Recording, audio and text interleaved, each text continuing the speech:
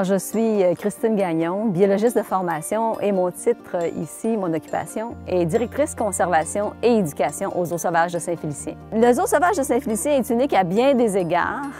Évidemment, ça en fait un musée qui est différent des musées conventionnels. Notre collection à nous, elle est vivante. Nos salles d'exposition, c'est la nature, c'est l'extérieur. Alors, c'est un peu différent d'un musée conventionnel. Par contre, nous aussi, on a notre collection à gérer, puis on a quand même aussi des artefacts historiques ici, parce qu'on a plusieurs sites historiques dans le Parc des Sentiers de la Nature. Et bon, la gestion de la collection, puisqu'elle est vivante, c'est différent, parce qu'il faut gérer la santé, la nourriture de tous ces animaux-là, s'assurer qu'ils sont dans de bonnes conditions, comme n'importe quelle collection. Qu'ils ont des bons soins, alors ils sont bien traités. Ça, c'est ce qui nous rend unique par rapport aux autres musées. Comme zoo aussi, ce qui nous rend unique, c'est les grands espaces. On a la chance d'avoir de vastes espaces. On n'est pas enclavé dans une ville et on a à peu près 1200 acres de territoire aménagé. On en a autant qui n'est pas aménagé. Alors, ça nous laisse encore beaucoup de place pour agrandir notre collection. On a une collection animale, on a un créneau de la boréalie, donc des animaux qui sont exotiques mais nordiques, en plus des animaux indigènes de l'Amérique du Nord. Le zoo a débuté de façon très modeste en 1960. C'est Ghislain Gagnon et des collaborateurs qui ont fondé le zoo. Et ça a été un succès dès le départ, contre toute attente, ici à Saint-Félicien, au nord du lac Saint-Jean. Et ça ne fait que grandir par la suite. Et ce qui était très audacieux à l'époque, en 1972, la première partie du Parc des Sentiers de la Nature a été construite. Et ça se faisait nulle part ailleurs dans le monde, d'avoir des gens qui sont en train et qui visitent des animaux en liberté. Alors, au fil de l'histoire, on en est à notre 52e année d'existence. En 1960, les gens acquéraient les animaux qui leur étaient offerts, donc ils se sont retrouvés avec toutes sortes d'animaux exotiques, comme des tigres, des léopards, des lions, des girafes, des éléphants. Alors, au fil des années, la collection s'agrandissait, mais il n'y avait pas de créneau très précis, là. On acquérait ce qui était disponible sur le marché. Maintenant, les zoos, ça a beaucoup évolué. On a une mission à remplir et au fil du temps, il a fallu préciser ce créneau-là. Alors, en 1995, la collection animalière qui était toute exotique, on s'en est départi pour aller du côté de l'Amérique du Nord. Ça faisait plus de sens avec le climat qu'on a ici. Et par la suite, on est revenu à des espèces exotiques, mais nordiques, avec notre créneau de la boréalie, qui est le chapeau de la planète.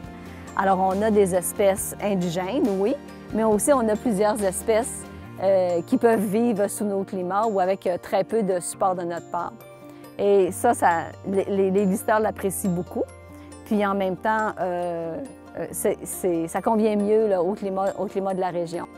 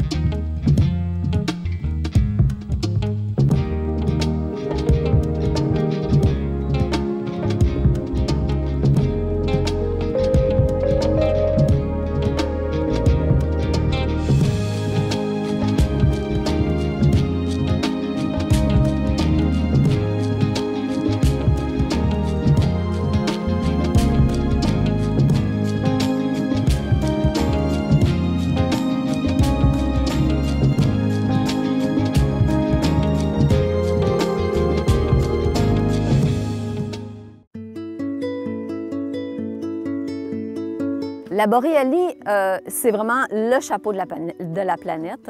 c'est l'endroit où le mois le plus froid est sous les -3 °C. Et sa délimitation est un peu en dents de scie, c'est pas égal, mais ça se retrouve vraiment tout le tour de la planète. Alors c'est pour ça qu'on a des tigres de l'amour, c'est pour ça qu'on a du chameau de Bactriane qui est en Asie, en Mongolie, c'est pour ça qu'on a du yangir qui vit en Mongolie aussi. Alors, des espèces qui sont vraiment nordiques. Le macaque japonais qui vit dans le nord du Japon, qui est, outre l'homme, qui est l'espèce de primate la plus nordique au monde. Il y a énormément de défis lorsqu'on a une collection qui vit dans de vastes habitats comme ici. Évidemment, on pense à la capture, si jamais on a capturé un animal qui est malade, qui est blessé. Alors, il y a différentes techniques qu'il faut développer, qui sont notre spécialité, pour ensuite pouvoir prendre soin de ces animaux-là. On les emmène en clinique pour qu'ils soient évalués. C'est notre secret, puis c'est ce qui fait notre marque de commerce, c'est ce que les gens apprécient. Si vous avez une caméra, vous n'avez rien entre vous et vous n'avez pas de grillage. Là. Votre focus n'est pas fait sur le grillage, il est vraiment fait sur les animaux. Alors, il y a des gens ici qui travaillent au développement qui ont cette ingéniosité-là pour aller plus loin, pour avoir des habitats qui sont assez grands pour permettre aux animaux d'être heureux, pas trop pour permettre aux gens de bien les visiter. On a vraiment cette chance-là d'avoir des habitats qui sont très vastes et naturels. Dans le parc des Sentiers de la Nature, on a les ours noirs qui se promènent un peu partout. Eux, ils vont partout dans le parc des Sentiers de la Nature.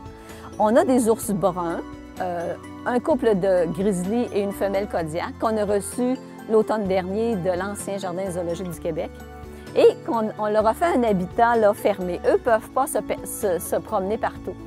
Donc, justement, le directeur des collections vivantes et du développement, Danny Gagnon, lui, ce qu'il a pensé, comme c'est des individus qui sont plus âgés, et les ours, c'est des plantigrades comme nous, donc ça n'aime pas marcher sur des roches. Alors, il a pensé faire ce que nous, on appelle la contention, pour les garder à l'intérieur de leur habitat, de creuser un fossé et de bien tapisser de grosses roches concassées ce fossé-là, pour ensuite mettre un fil électrique tout le tour. Et ça a été suffisant pour les garder à l'intérieur. Alors ici, dans le parc des Sentiers de la Nature, la nourriture est donnée, évidemment, parce que le milieu ne supporterait pas la quantité d'animaux que nous avons.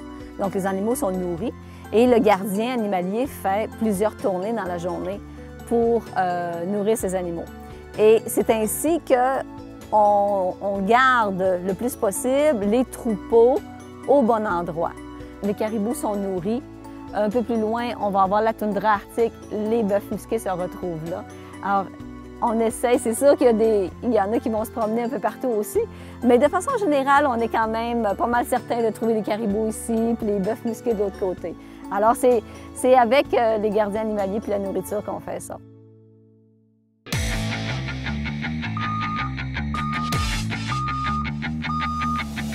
On travaille autant avec un wawaron que le lendemain matin, tu es avec un bœuf musqué qui ne va pas ou un ours blanc. C'est vraiment différent. Je me nomme Joanie Boudreau et je suis technicienne en santé animale aux Zoos sauvages de Saint-Félicien. En fait, j'ai fait un DEC, donc 3 ans de collège, en technique de santé animale ici à Saint-Félicien. Ensuite, j'ai été engagée par le zoo. J'adore travailler avec les animaux parce que c'est un défi chaque jour. En tant que technicienne en santé animale au zoo, les journées, il n'y a pas de routine. Donc, chaque jour, c'est différent.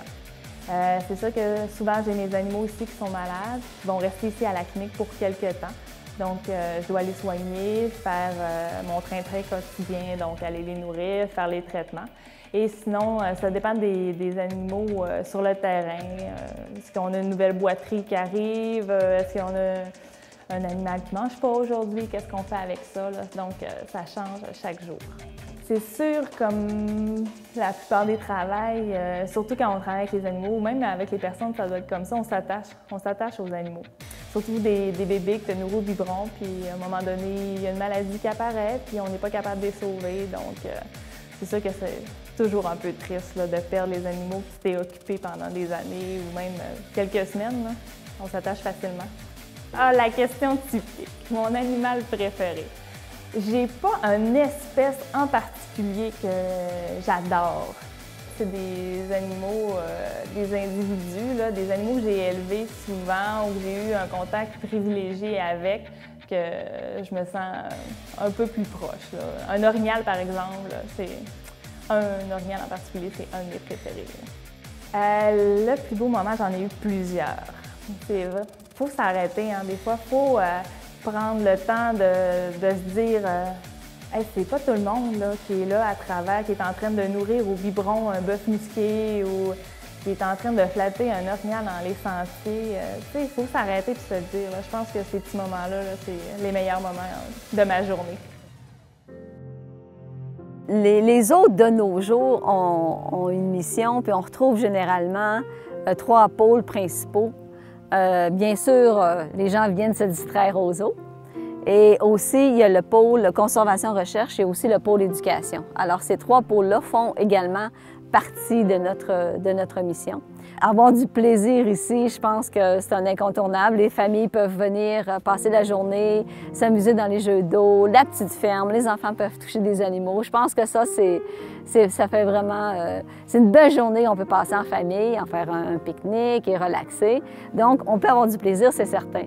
Mais c'est impossible que les gens repartent d'ici sans avoir appris quelque chose. C'est impossible. On a des panneaux d'interprétation partout sur le site. On a ce qu'on appelle des collations des animaux, ou alors le gardien animalier donne la nourriture à certaines espèces et un naturaliste, un guide naturaliste, va faire l'animation de la collation, va faire l'interprétation de l'espèce, son écologie, sa situation en nature. Ensuite, on a différents projets de conservation sur lesquels on travaille, sur des espèces à l'extérieur du zoo, donc in situ, en nature, et aussi ici sur le site du zoo. Il s'agit plus à ce moment-là de la reproduction d'espèces en voie de disparition. Un des aspects qui nous préoccupe beaucoup au niveau de l'éducation, c'est qu'on veut toucher les gens émotionnellement et rationnellement. Émotionnellement parce qu'ils vont de très beaux animaux, des beaux lieux, et rationnellement parce qu'ils vont écouter un message qui parle d'écologie, pour ensuite qu'ils repartent avec ça à la maison et qu'ils fassent une différence chez eux.